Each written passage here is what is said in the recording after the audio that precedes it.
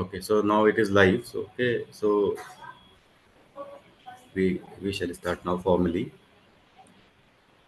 Okay, so good evening to all who are present here to hear one of our decorated speaker as a part of ISTA's monthly lecture online series.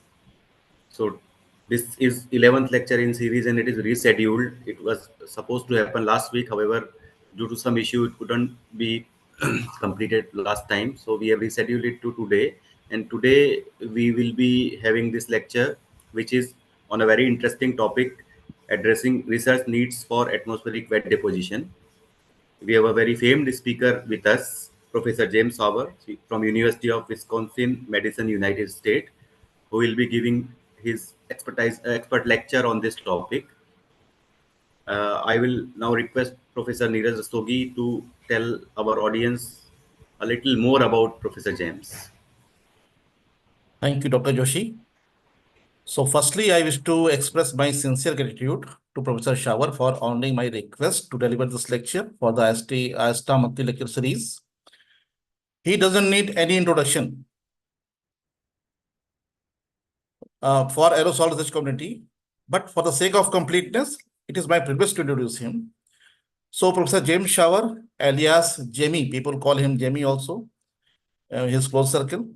So he's a professor in the College of Engineering at the University of Wisconsin, Madison, USA.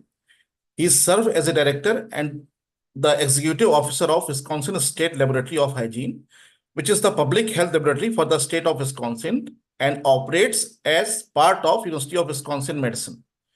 Professor Schauer is honored as Peterson Rader Horn Professor of Civil and Environmental Engineering and as the William C. Boyle Professor of Environmental Engineering at University of Wisconsin Madison. He has co-authored over 450 peer-reviewed scientific publications with a total citation of more than 45,000 and H-index more than 107. So one can imagine what is the stature of Professor Schauer.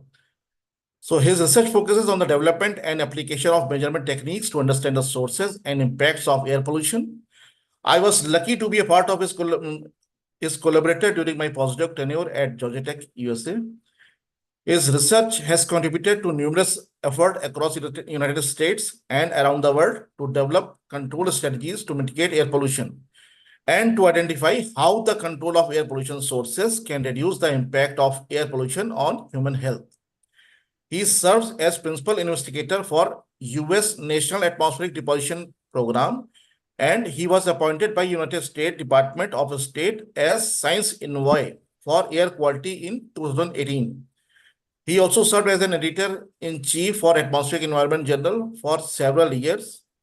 With these few words, I invite Professor Schauer to deliver his lecture. Professor Schauer. Well, first of all, thank you very much for inviting me to speak here today, and also for the kind introduction. Let me see if I can real quick bring up my slides.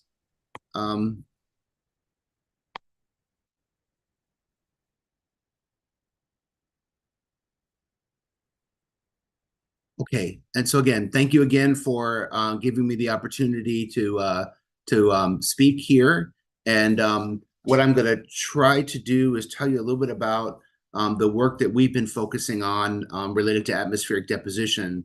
My research historically has sort of been in other areas, but about 5 years ago, the National Atmospheric Deposition Program, which I'll explain in a few minutes, moved to my laboratory. And so the area of atmospheric wet deposition has been a huge focus or growth in my area. I want to acknowledge the co-authors on this paper. One is Dr. Martin Schaefer, who has led our efforts with the PFAS research that I'll be describing, as well as a lot of the quality control and data for NADP. Ross Edwards has been leading our work about black carbon deposition, and David Gay is the coordinator for the National Atmospheric Deposition Program here at the University of Wisconsin-Madison. So I'm going to go ahead and, just as a way of some simple background, wanted to just sort of emphasize the importance of understanding about wet deposition or deposition in general. I think it's obvious to everyone that understanding atmospheric deposition is critical because it helps us understand the removal processes from the atmosphere. So obviously the concentrations are related to emissions, transport and deposition or removal, and also helps us understand a lot about the transformation and fate of atmospheric contaminants because we can look at some of the final products of what's happening in the atmosphere. Equally, it's important to mention that atmospheric deposition has a significant biogeochemical and ecological impact on many systems around the globe, and this includes both the issue of deposition of nutrients that leads to eutrophication, and I'll talk about some of that in a minute, as well as the fact of inputs of toxics. And I would note that in sort of a practical point of view, dry deposition is really hard to measure. I've done some research in that in the past about this idea of trying to have surrogate surfaces that mimic the dry deposition on surfaces. That's a hard thing to measure in the real world. So it's typically something that's modeled. And in contrast, wet deposition is hard to model because there's both in cloud and below cloud scavenging. And so it's typically is measured. And so a couple of things about this as an example is a nice sort of review paper about light absorbing carbon and the processes in the atmosphere, and just emphasizing both the wet and dry deposition processes. And I'll talk about these more in detail, but clearly the concentrations in the atmosphere are heavily influenced both by these different processes of removal.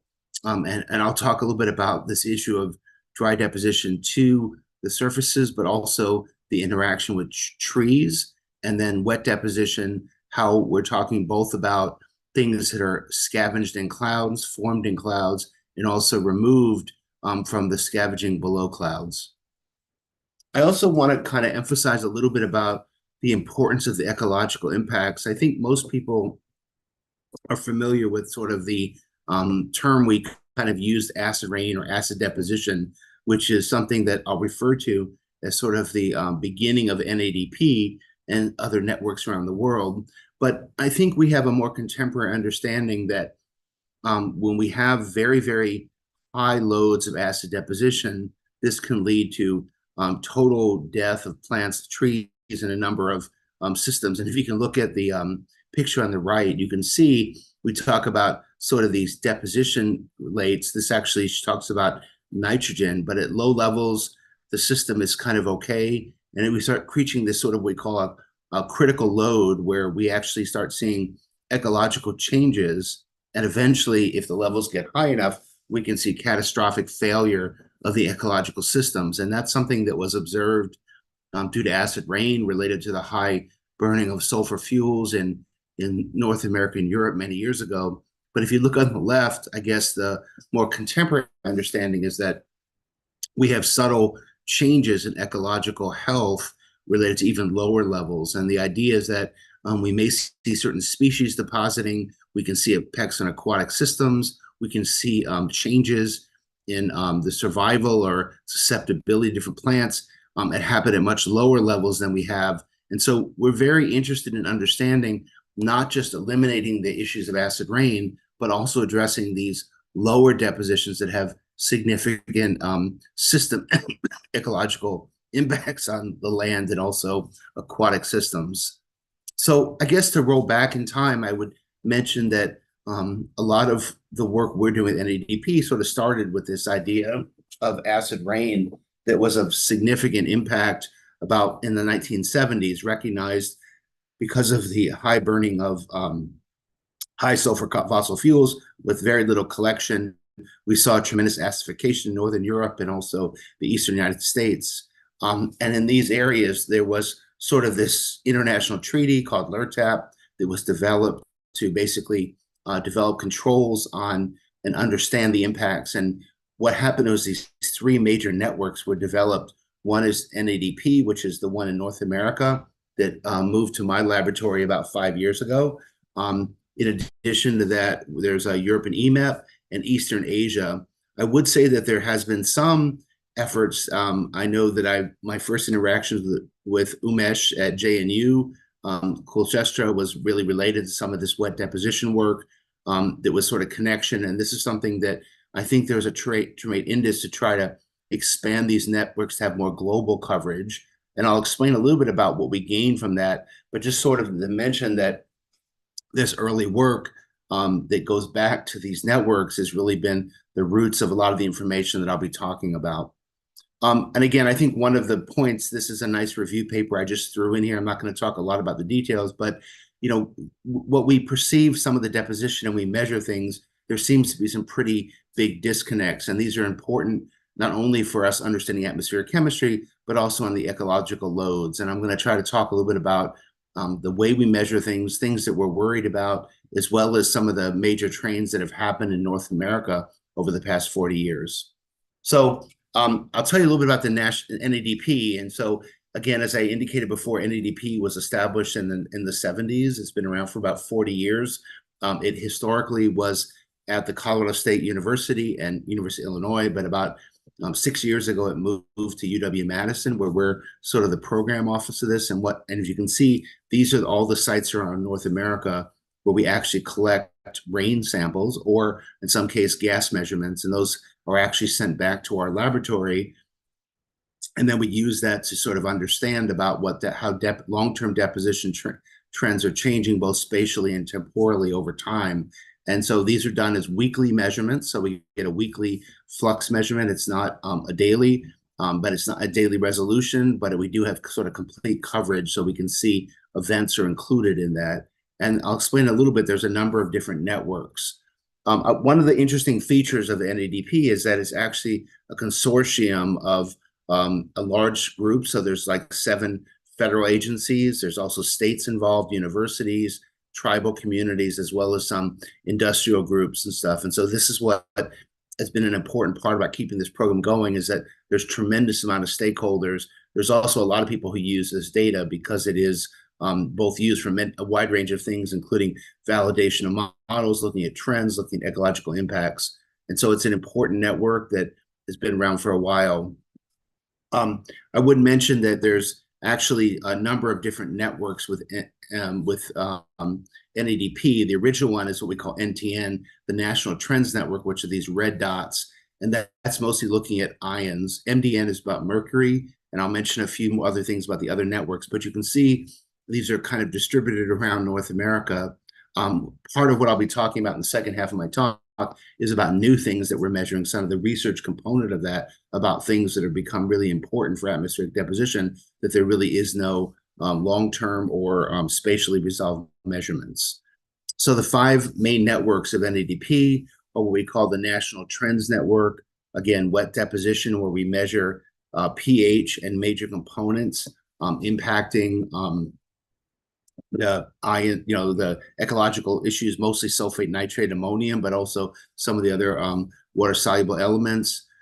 There's the Mercury Deposition Network, and I'm going to talk more about that in a minute. But for those of you who are familiar with the Minamata Convention, there's another new international treaty that we've been working on to try to look at mercury reductions on a global scale, and how these networks connect around the world is critically important. There's an ammonia network, which is important, and I'll talk more about the importance of ammonia. But in this case, what's shown at the bottom in green is that we're actually measuring ammonia in the gas phase so we can understand more about dry deposition, because that's something that's not well characterized. And then finally, there's a gas phase mercury network, or gaseous or airborne measurements that we also use to look at dry deposition, something, again, we don't know as much about, and I'll touch on that as well. The NADP program, basically, this is what a sampler looks like. And if you can see, there's these sort of buckets on there where there's that sort of cover. What's shown on the far right is actually a rain gauge, so we can measure the amount of rain. But in these buckets, when it's raining, the sensors open up the bucket, we collect the rain, and when the rain stops, it closes. And so this happens across the week, and these are measured, again, as I said, acids, sulfate, nitrate, ammonium, sodium, chloride, calcium, potassium, magnesium, and orthophosphate. And so these are done on a weekly basis. This is just a snapshot of sort of kind of the maps that we grade every year. This is 2019, and the upper left is the hydrogen ion, so effectively the pH of the sample. You can see in the middle, on the far top right, is calcium. The bottom right, is sulfur plus nitrogen. And finally, you can see sodium. And you can see one of the important issues that I'll talk a little bit about is understanding this data and understand. So some obvious things clearly is that you can look at the sodium ion, you can see the coastal impacts of that about from the oceans, and you can see the higher sulfur and nitrogen as well as calcium in the central part of the U.S., which I'll talk about a little bit as well. But I want to emphasize a little bit about one of the values of these type of programs is the long-term nature. So this actually shows the change in pH in this network that we measure going back to 1985, which is in the top left, 1995, the top right, the 2005, the bottom left, and 2015. And you can see that this is clear evidence of the importance of the reductions of basically reductions in both SOx and NOx emissions. This has been integrated with issues about PM 2.5 and other types of ecological visibility issues, but this really is important evidence not only of what the trend is, but also understanding about how deposition has changed. And of course, the original purpose of this was to actually make a big impact in reducing the ecological impacts of acid rain. This is a similar graph, but this is actually the sulfate data, the same kind of story. There's a map for every year. We can even look at seasonal, but the idea is you can see this tremendous improvement in reductions in emissions as time goes on with sulfate ion. A similar thing, which would have been seen if we looked at nitrate, but I didn't show those. But one of the things that I wanted to focus on, and I kind of alluded to before,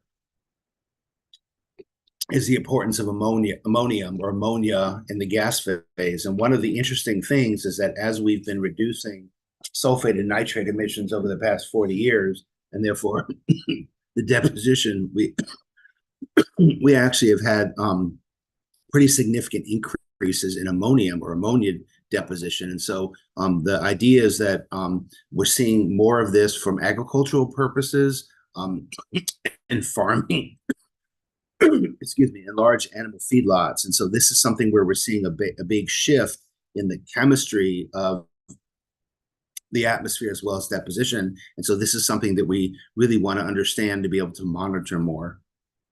And so again, here's kind of a snapshot of the current.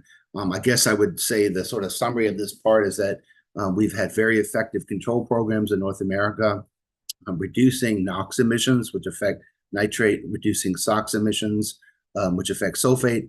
But actually, we've actually had an increase in emissions in ammonia, which is important for atmospheric chemistry, as well as ecological impacts. As I mentioned before, about the critical loads, this ammonia is also important for ecological change. The next thing I want to mention real quick from that network is the mercury deposition network. I don't have slides specifically about this, but this is connected, for those who are not familiar, what's called the Minamata Convention. And it's a global treaty about reducing emissions on mercury to reduce the impact of mercury on people, and it's also the ecosystem. And there's three actually networks that we have. One of them is a wet deposition network that parallels what I just showed for NTN. Another one is, so we have a network of gas phase mercury measurements that uses this TechRAN technology that can collect information that can be used for modeling dry deposition. And another type of deposition, which I haven't really talked much about, is what we call litter fall or mercury deposition. And I'll show a picture of this in a minute, but the basic idea is that things absorb onto the leaves of plants, and then when these plants go through their seasonal cycle, deciduous plants, where the leaves fall off, that then deposits and then ends up into the ecological impacts as well. So this is just a schematic showing that about the mercury deposition. We have we have atmospheric transformations. We have, if they're scavenged in the clouds or below clouds, that becomes wet deposition. We have dry deposition, but we also have uptake of the plants. And then when those leaves fall off the trees in the fall, that ends up into the leaf litter, into the ground, and also part of the mercury cycle. And then these end up in like aquatic systems or other ecological impacts of mercury. So this is a map of the mercury deposition networks where we can actually measure wet deposition. It's not as dense as we would like, or not as dense as the NTN. But you can see a lot of those white sites are ones that are no longer active. So we have a limitation of data in the western part of the US, but this is something we're trying to kind of try to fill in and look for funding more to make sure this network can be as active. This is the similar type of equipment. It's a similar sampler. It's called an NCON that we actually use. And these, again, are weekly samples that are then shipped back to our laboratory for trace element or analysis of mercury and sometimes other elements based on individual needs. And again, you can see this is actually a graph showing some of the data from 2015 and 2022. And there's an interesting sort of story here, and I don't have all the answers yet. I have a student working on this, which I'll mention a little bit about in a minute. But what's interesting is the wet deposition of mercury has not drastically changed over this time scale, so the past 20 years. However, as you can see on the bottom left, we actually in North America had drastic reductions in mercury emissions. This is showing from different sectors over the course of the last 30 years. And also, we do see that the global concentration of elemental mercury, which is one of the key forms, is slowly decreasing over time. And this was seen not only in North America, around the world. So one of the things that I have a student working on now is using some of these gas phase measurements from this AMNet to actually calculate what's happening for dry deposition of the different forms of mercury. So this is elemental mercury, reactive oxidized mercury, and particulate mercury, as well as the wet deposition. So we can understand more about what's happening with the trends in mercury, which again connects back to the Minamata Convention. And I would just say that I'm not going to go through the details, but the idea of doing dry deposition calculations, my student is currently working on modeling this, so we can actually not just look at the trends in wet deposition, but also look at the long-term trends in dry deposition and understand how that's shifting over time at different locations around North America. And so I think one of the things that is sort of an outcome of this is that we see that there's a slight, we see a slight decrease in the elemental concentrations in North America. We see tremendous reductions in particulate and reactive gaseous mercury, but we don't see a big difference in wet deposition. And so trying to understand the effectiveness of control strategies and what that means for going forward is a critical part of this research as well. And again, I would say that another part of this, which again is just I want to mention, sort of a topic that doesn't get talked about as much, is this idea of leaf litter. And so this is actually, we have 28 sites across North America where we collect the leaves, as you've seen in the picture in the bottom, and when they fall off the trees for a certain area. And then that's actually analyzed for mercury to understand about the uptake of in the system. That's a removal process that isn't really captured by our traditional view of dry deposition and our traditional view of wet deposition, but is an important mechanism for removal work from the atmosphere and putting it into the terrestrial and aquatic ecosystems.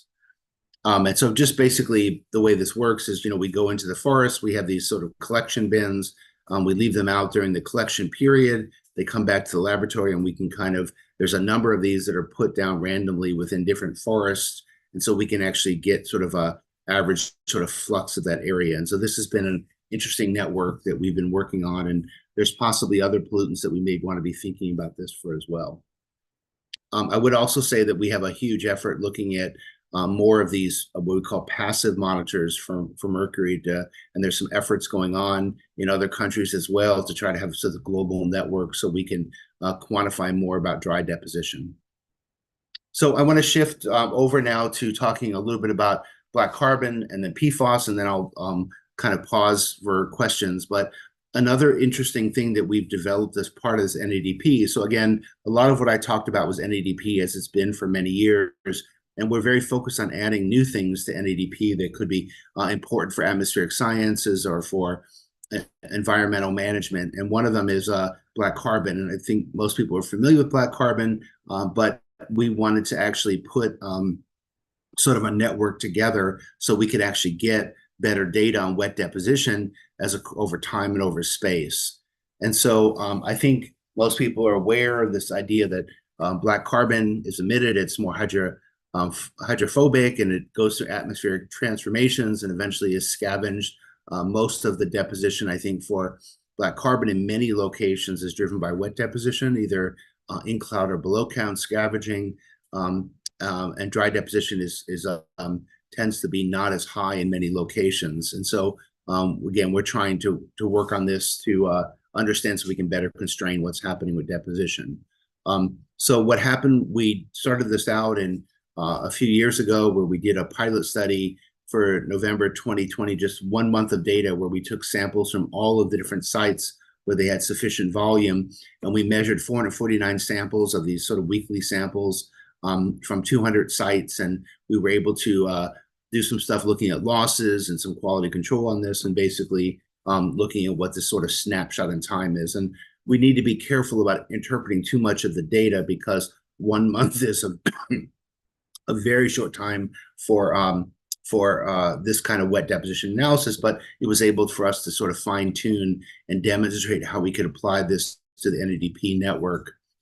In this process, I think many of you might be familiar with an SP2 instrument that can measure black carbon in the atmosphere. So this was a technique that was actually developed for analyzing black carbon in snow by Ross Edwards, and who now is in our lab. He did this when he was at the Desert Research Institute. So we take these samples, we atomize them, we dry them out, and then we put them through the SP2 so we can quantify what the black carbon levels are. And I'm not going to go through the details of the method, but just demonstrate that we've done a lot of work with quality control, looking at calibration, detection limits, reproducibility, and things. And so this has turned out to be a reasonably robust method that we've found for measuring black carbon in these wet deposition samples. We've done a lot of things looking at losses and reproducibility. What's sort of shown on the right here is that we were able to co-locate a number of these samplers in the same location and looked at the reproducibility or standard deviation of multiple samplers side by side, and we're very happy with the performance of that. We don't see much contamination. We see small amounts of losses in the system, but that's something that we feel that we can account for. So in this that work, there's a paper that was just published. I don't think I have it referenced here, but we could share that with people if they're interested about some of that 1 month pilot study. And so our current efforts are actually trying to start a long-term trend analysis. And so we're working on these multiple sites around the US where we've been starting, I think we already started about a year ago, where we're collecting those samples every week and we're analyzing those to kind of look at long-term trends to better constrain and better understand the wet deposition of black carbon. So we're very excited about that in terms of the context of climate and trying to understand more about how we can help improve atmospheric models. One of the things about this process is Ross did put together for the SP2 an auto sampling system, so we can analyze a lot of this with an auto sampler, and so that's really helped speed up what we're doing. Here's some simple trends. I'm not going to say too much about this, but I think as many of people are aware, in North America, we've had a lot of forest fires related to climate change. And so a lot of this that we see is one impacted by urban areas, but also looking at fires or industrial areas. And so it's really interesting to begin to understand more about sort of what's happening. I would say also that in the context of NADP, when it comes to these other issues of like ammonia and sulfate and nitrate, we're very interested in understanding the role of forest fires and other activities on those deposition. And so this idea of sort of using black carbon as an indicator of those sources within the wet deposition is something we're also kind of working on as well. And so again, here's just some examples of sort of what the structure of this data looks like. You can see it's obviously very, it's not a very smooth data set. And again, when I say smooth, it's because, you know, we have events like forest fires, but we also have to have rain. So it's not like we're measuring an atmospheric concentration, and we could have things in the atmosphere, but if there's no rain, we don't see that in deposition. So atmospheric deposition, wet deposition is a little bit different, and we have to be careful about sort of how we interpret the data and what that means. But it is something we're also working on, comparing this with satellite observations of plumes of smoke and clouds and rain. And so trying to piece all this together a little bit more. And so again, we actually are adding some additional sites as well going forward. So I think we're trying to try to fill this in even more going forward. So we're kind of excited about the results that we're getting from this study. So I want to shift to sort of my last topic, and I don't know how much this has become a research topic in India, but certainly it's a very, very big topic here in the U.S., the issue of PFAS, or perfluorinated alkyl substances. And these are basically these compounds that have very unique properties that are widely used as surfactants or for coating things. And these chemicals have been shown to bioaccumulate in people, and early evidence suggests that when they bioaccumulate in people, they do have a negative impact. And as you notice, these are very unique in the sense that they have this sort of alkane chain, but all the hydrogens are placed with fluorine. And so they have some very, very unique properties in terms of their behavior, but they're also extremely stable. So the fluorine carbon chains, these are very, very difficult to break down. The head, which is like the carboxylic sulfonate, or like the fluorotelomeres or sulfamides, these undergo transformations in the atmosphere. But this has become a very big issue with drinking water in the US, and also with additives to consumer products as well as food packaging material. One of the things that's not talked about as much, but an important research topic, is actually a lot of the contamination that we see in water systems in many places are actually heavily influenced by the atmosphere. And so we've been working on adapting NADP to actually start looking at PFAS deposition around North America as well. And so again, making this point that we have a wide range of these emissions, these are transforming the atmosphere and deposit back down. And that's all kind of part of that cycling that happens in the environment. Again, there's some interesting things going on with chemistry in the clouds. And as I mentioned, understanding these chemical transformations, and sort of going back to what I said earlier about the idea of looking at depositions to help understand these transformations, but also to understand the removal processes, is something that we're very focused on. One of the things that's also very kind of unique about these compounds is that their behavior in the aquatic system, such clouds and rain and precipitation, is the fact is very affected by sort of the acid-base chemistry. I'm not going to say a lot about this, but this affects some of the transformations, the vapor pressure of these, and what happens with them as well. So there's a lot of very interesting chemistry for the atmosphere, but I'm going to focus more on sort of the deposition part. And one of the things that we're seeing from a lot of these studies is that a lot of the products that I mentioned before undergo transformations in the atmosphere to become the acid groups, or the alkanoic acids, or the perfluorinated acid compounds, as opposed to the sulfonates or the telomere alcohols. And so this deposition is something that we're seeing in other parts of the world, but it's something we're heavily vested in the research as well. And I think this is sort of one of the, I'm going to show you two sort of studies. This is one from the Great Lakes area close to here in Wisconsin. If you can see that picture, the landmass right in the middle is the state of Wisconsin. And what's interesting is that in this, we talk a lot about the contamination of these in water systems, and people naturally assume that this is a lot of just direct discharge. But you can see from this that about 30%, 35, 40% of the concentrations are actually, or loadings coming into these systems, are actually atmospheric derived. So that's something that there's a lot of people looking at research in the water systems, but not many coming in from the atmosphere. And so that's one of the motivations why we're very focused on looking at the wet deposition of these compounds as well. Same thing is true with the Baltic Sea. You know, somewhere in the range of that 20 to 30 to maybe 40% of the inputs of these PFAS or acid compounds are associated with atmospheric deposition. And so that's kind of what we're focusing on. So we've been developing a new network within NADP, this wet deposition, to look at PFAS and precipitation.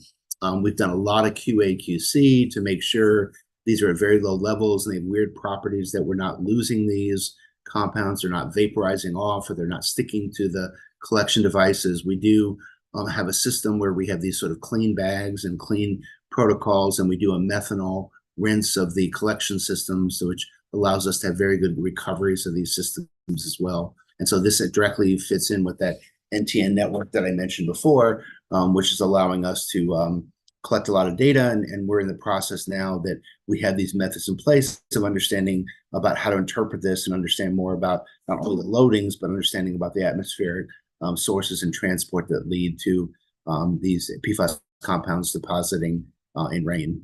And so again, we use the same samplers that I kind of mentioned from before. We did an original pilot study was done in the state of Wisconsin. These are different sites where we have those NTN samplers, and we're using those to measure the PFAS compounds. We're focusing on 33 compounds that are very common for the US EPA regulatory network. And we did this, and we've sort of looked at what the trends are. There's one site which is shown there in green, Marinette, which is actually an area where we know we have lots of PFAS contamination, and we have a background site which is sort of marked here as Trout Lake. And again, we did a lot of work looking at the reproducibility of replicates, and again, we're pretty comfortable with the quality of this data, the standard deviation, the quality data. We have some additional studies going on with that now, but to make sure we have sort of reliable data that can be used for looking at sort of monitoring what's happening and the trends in PFAS deposition. So one of the things that I would mention is that some of these compounds that we're looking at, a lot of detail here, and like I said, this is in that publication, but we see PFAS detected in almost all the samples. Not all the compounds are of those 33, but some of these acid groups that are most prevalent, which again are the reaction products of some of the PFAS compounds that are emitted to the atmosphere. And you can see the kind of ranges that we're talking about. And again, our intention is to do some of the very typical kind of source apportionment, fingerprinting, back trajectory analysis to understand more about the sources and transformations of these compounds in the atmosphere. Again, there's some more things about the distribution of these and what compounds are more prevalent.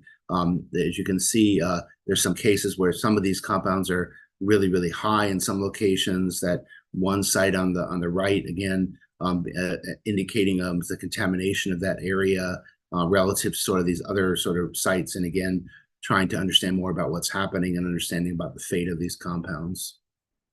And so finally, we also have had other things where now that we've sort of worked out the details of how to make this work in the sampling site in Wisconsin, we've got stuff that's sort of slowly crossing across the US. And these are things we're working on the data now, but our intention is to kind of try to fill in the country similar to the networks before to help us, again, better understand about PFAS contamination and where the origins and fate of that would be.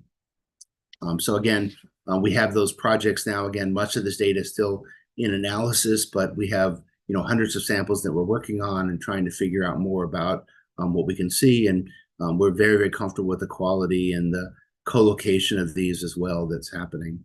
So again, I just emphasizing again that some of these compounds have very, very prevalent detection. So there's a lot of these compounds that we see in rain throughout the country, and trying to do more to figure out sort of where these are coming from, and what are the sources, and also what are the transformations in the atmosphere.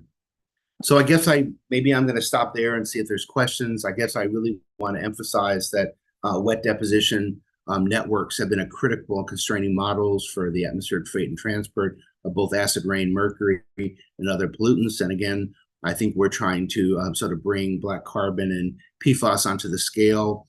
There's a great need to develop parallel networks for ammonia, black carbon, and PFAS they talked about. I also think that there's one of the reasons I'm mentioning this work to you is I think there's a great need to expand these activities across all of these contaminants to make sure we have better coverage around the world. And I think there's some initiatives on a global scale to talk about doing some of this in South and Central America, South and Central Asia, as well as Africa. And I think there's a great opportunity for collaboration with existing networks in Europe, North America, and East Asia to facilitate this kind of research in India and other places around the world. So with that, I'd be happy to answer any questions if there are any, and maybe I'll stop sharing so I can see people.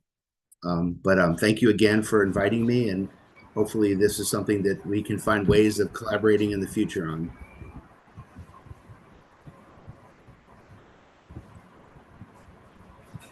Yeah, it was really very nice talk. Thank you very much.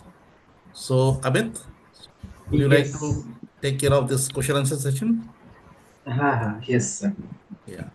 So, first of all, I would like to thank Professor James for a wonderful lecture. And then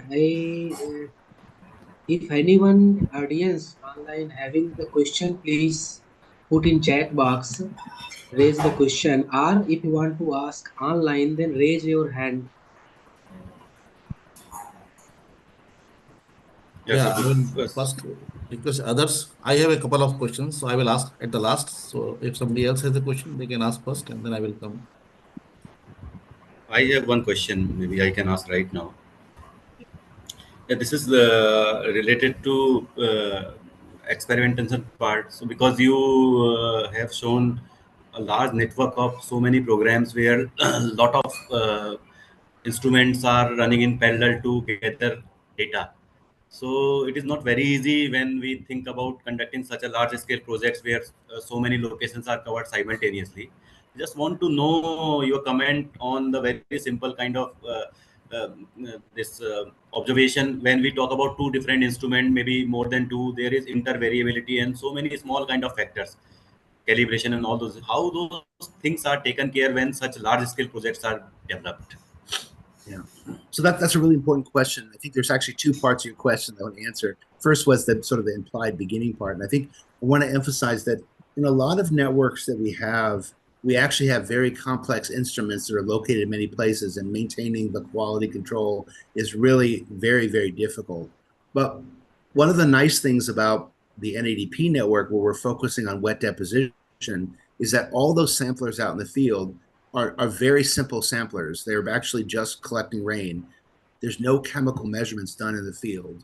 And so the benefit of that is that we're able to collaborate with people anywhere that don't have expertise. So these are run by other people at 250 locations, and all of the detailed chemistry and the measurements are done in one centralized laboratory. So the idea is that the only part that is distributed everywhere that is very, very difficult to manage is the sample collection.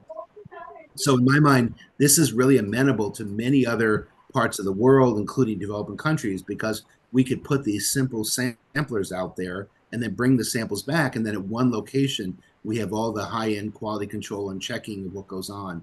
And so I think that that's one of the things I've talked a lot about with the State Department about, if we want to start doing real-time aerosol measurements or complex gas phase measurements, it's very difficult to maintain that in the field.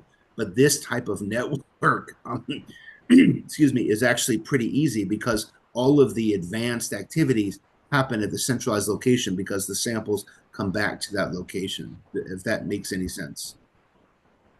Yeah. So the entry point is relatively simple compared to many other types of networks. Yeah, so just one additional question, because I am working in some laboratory where we deal with radioactive aerosols as well. Maybe if you can, I don't know whether you have experience or not, whether sometime you also investigate this deposition dynamics of some radioactive aerosols via dry deposition or wet deposition uh, samples, or I'm Of talking about some deposition of samples which are radioactive now. radioactive, yeah. Is- So as part of NADP, we don't do that, but my laboratory, because we're the public health laboratory, does have a radiochemistry unit, and we have had special cases where we've shared the sample for those special purposes. So we do radiological monitoring in our laboratory. It's just very separate from NADP. So for example, when they had the accident of Fukushima in Japan, some samples were made available for that, and so one of the nice things is that these rain samples can be used for many things afterwards. And so we've done that not as part of NADP, but at our laboratory we've done that. Thank you. So, Okay, any other? so can I ask a few questions? Yes, Neeraj, please. Yeah. Okay, so one is something related to what Manish has asked.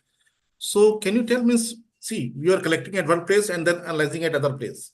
So how do you preserve the sample? Means, rainwater samples are highly prone to get contaminated.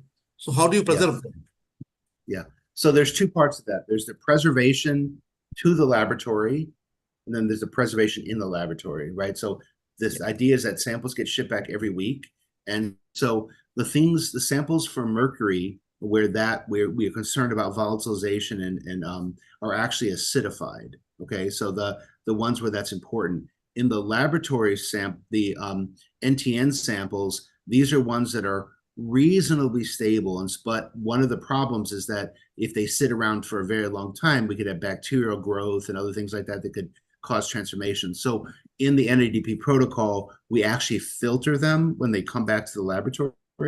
We don't want to change the pH or anything, so they're filtered to remove any kind of microorganisms, and then they're actually stored in refrigerators or freezer, and we actually have an archive that goes back like 40 years, so we actually have these samples that we can look at. So it depends upon the specific contaminants that we're interested in. For the mercury, we do have to acidify them.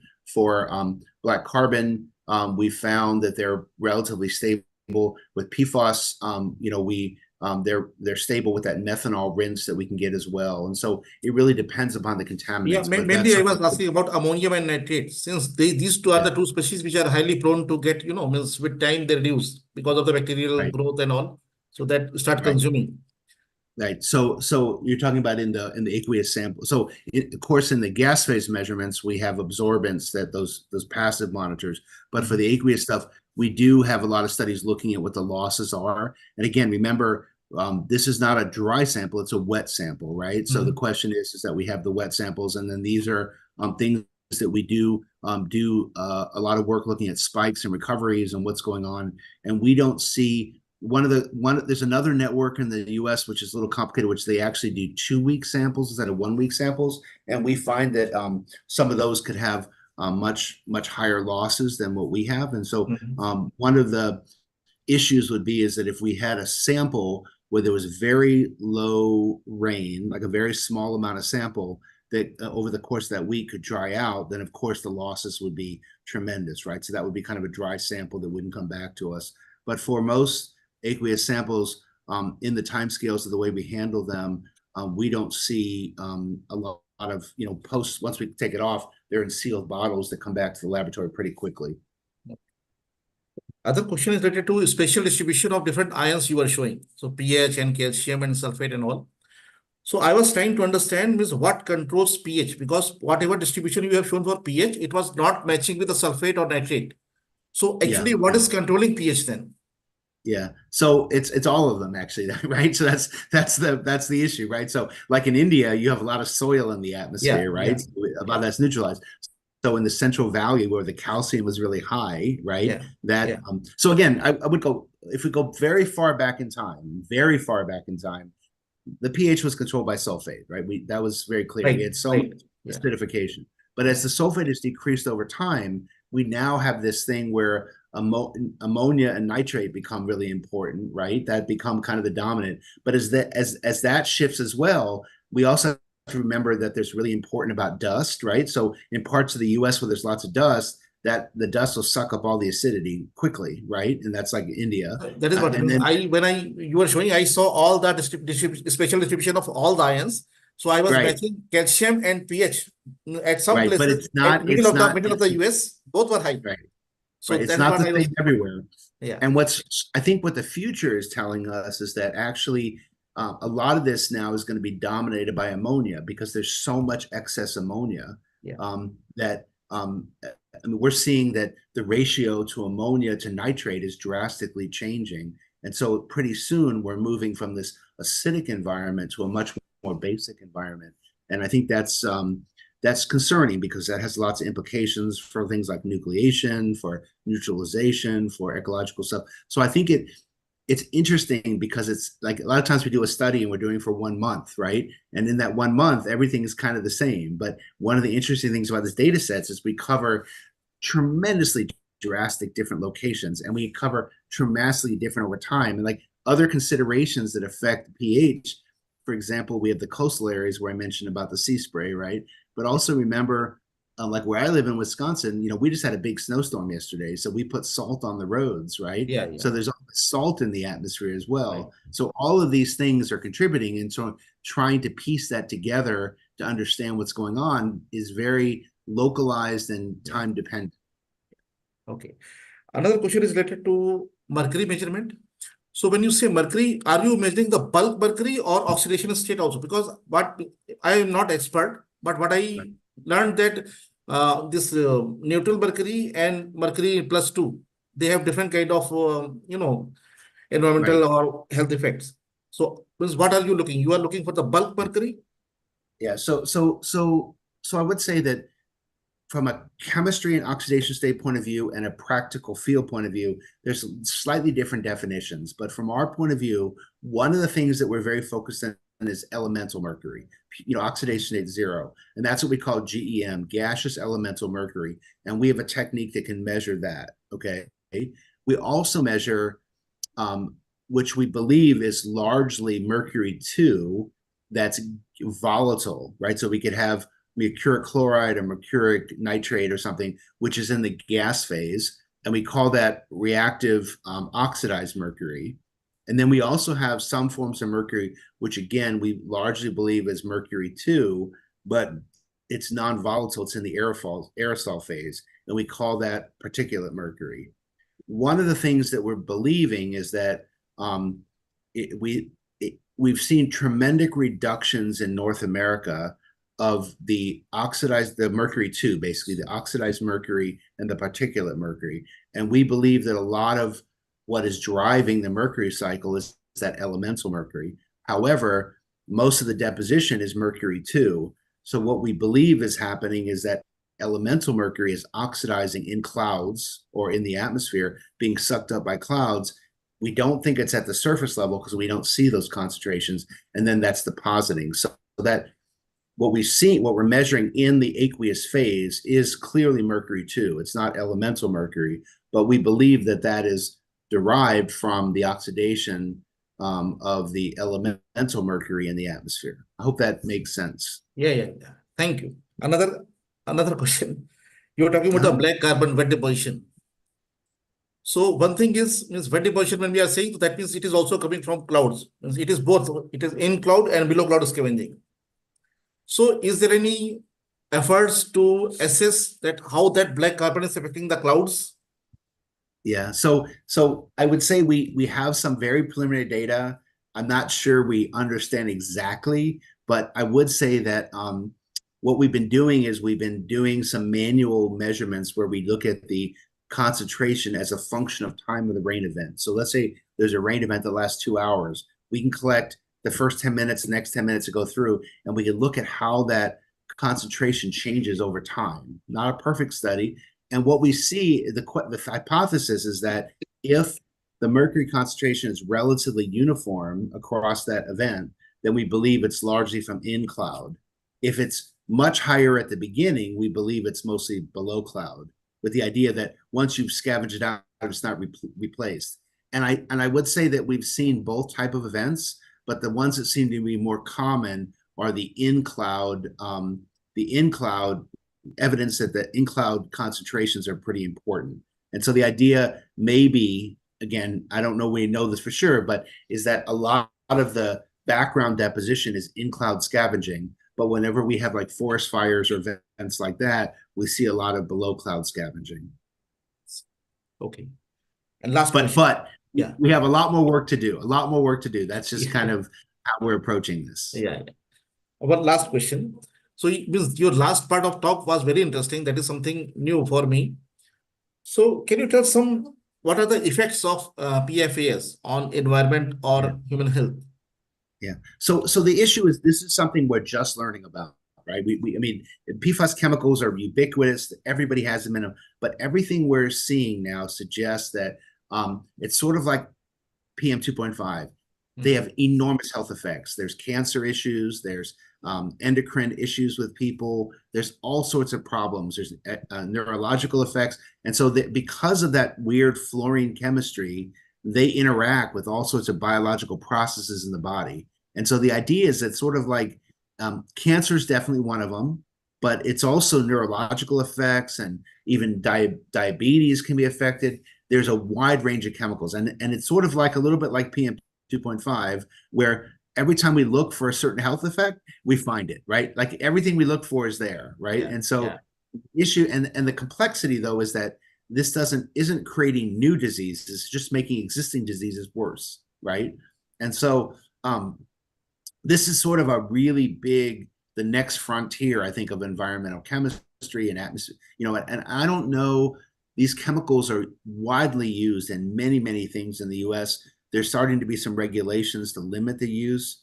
I don't know what the use of them is in India right now, but that's a really important issue going forward. Within the past couple of weeks, we have new regulations about how they limit the use of these in food packaging. Because, like, I don't know, I can't say I ate a lot of fast food in India or in the US, but like if you were to buy a McDonald's hamburger in the US or French fries, it comes in a container the grease never sticks to, and they're coated with these chemicals. If you make microwave popcorn in a microwave oven, the grease never soaks to the bad because these chemicals are in there.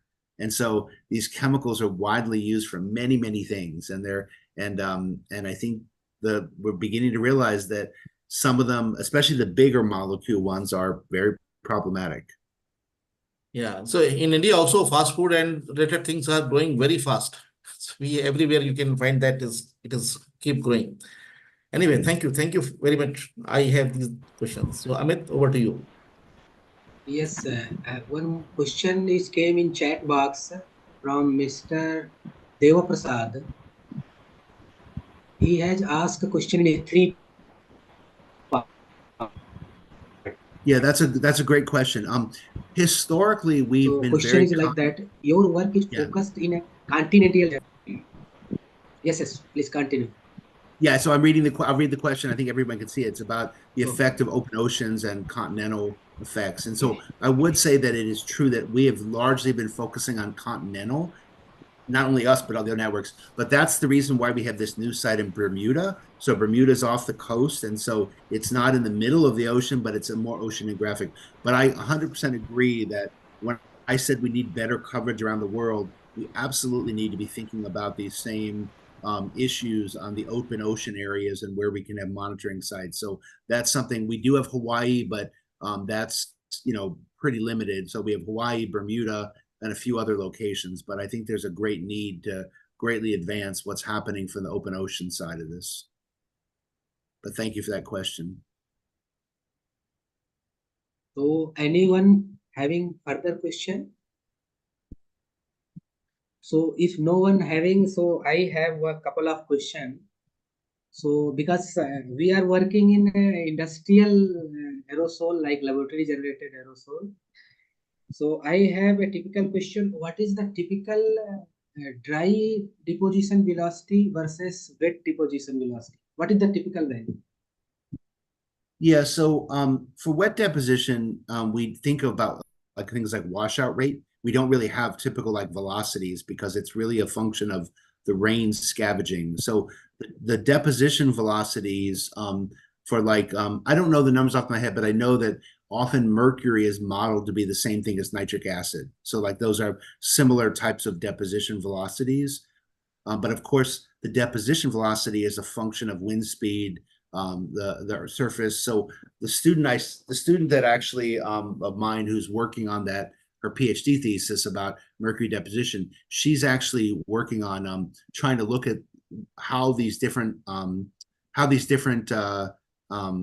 forms of mercury are contributing to deposition. But she's also doing sensitivity analysis, understanding about land cover, crop field cover, and understanding how that will affect deposition. So I think we'll be able to answer that question a year from now about like how important that is. But I don't. We're also looking at things like trying to look at surrogates for climate change. If we have more extreme kind of weather, what does that mean for deposition? So I think it's a really good question, and I think a lot of what's happening with deposition modeling now is using like average rates, and we're trying to look at real ones for real locations and trying to do a sensitivity analysis. So important question, and I think in a year from now I'll have a better more specific answer that we can share probably. So another question I have, it will be like for general, maybe general understanding. What is the typical threshold, hazardous threshold limit for the mercury for human, and what is the typical range is measured in the atmospheric? Yeah. So the typical. So again, the mercury is an interesting compound. So the typical mercury in the atmosphere is about is about 1.6 nanogram per cubic meter of air. They're very low levels. And typically that's mostly, as Niraj indicated, is largely the elemental mercury, oxidation state is 0. And generally we breathe in and breathe it out. That's really not a big effect. We can be exposed to much higher levels and it has no human health effect. What happens though is the oxidized mercury then deposits, and it eventually ends up in the aquatic system and undergoes what we call methylation. So it becomes methyl mercury, and that methyl mercury then bioaccumulates. And so when we eat fish or other food that have methyl mercury, that gets in the bottom and that body, and that stays in the body. And that's majority of the health effects of mercury are not because we breathe it in, but it's because it gets in the environment and gets in the food chain.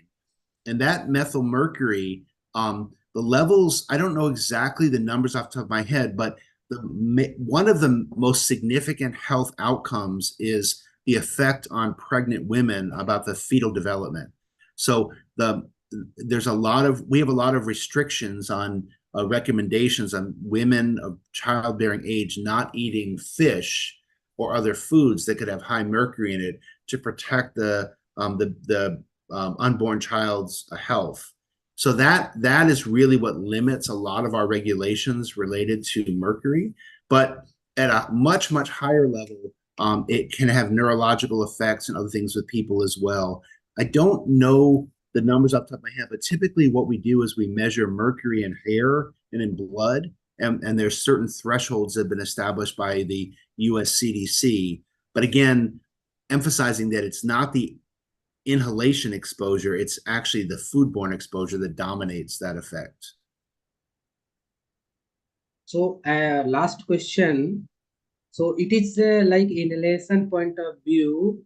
So there is any study where the like mercury or ammonia will have affinity to particular aerosol size or chemical nature of the aerosol?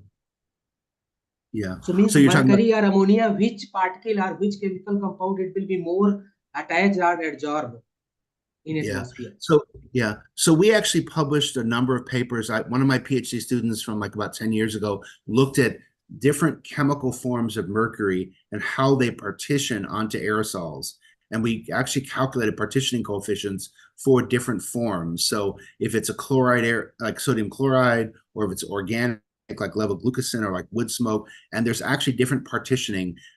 Mercury really likes to stick to chloride compounds. So anytime there's like sodium chloride or something else, the mercury will absorb very, very strongly to that. But it also sticks to things like sulfate and compounds, and also organic compounds. The ammonia actually is really just an acid-base reaction. So if we have an aerosol that's basic, the ammonia won't stick to it. But if it's acidic, it'll react with it. And so that's really about sort of what Niraj was asking before about the acid-basic chemistry and sort of what's driving that. And that's critically important for aerosol. There's been a lot of work done before looking at how if we change control ammonia or sulfate, what does that mean? Because that also not only affects the partitioning, but that also affects the water uptake, right? So if we talk about light scattering and visibility issues, by changing the acid-base balance, will change the water content, which will then change the real the volume of particles in the atmosphere. So that is a really, really important issue, and the chemistry is very nonlinear. Okay. So if no more question, if anyone has question, so if there is no more question, so I will propose now vote of thank. So on behalf of IESTA Executive Committee member, I would like to thank Dr. Professor James from US for delivering a very interesting and informative talk on research need for the atmospheric wet deposition and dry deposition. So he has given a very good lecture, and also he has interestingly answered all the question whatever the asked by the audience. And then further I would like to thanks to the online audience and as well as YouTube channel audience who is participating for their presence, active participation, and question answer. So lastly, I want to thank IESTA Vice President and Secretary of IESTA for their effort to organize the online lecture series, and this will continue in future coming month. So once again, thank you all. Over to Manish. Thank you again for inviting me. It's great to see you And guys. thank you. I hope, Thank you. We Thank can you to so see much, all Professor of you in Schauer. person It in was really India in the near nice. future. You honored my Thank you. request. Thank you so much.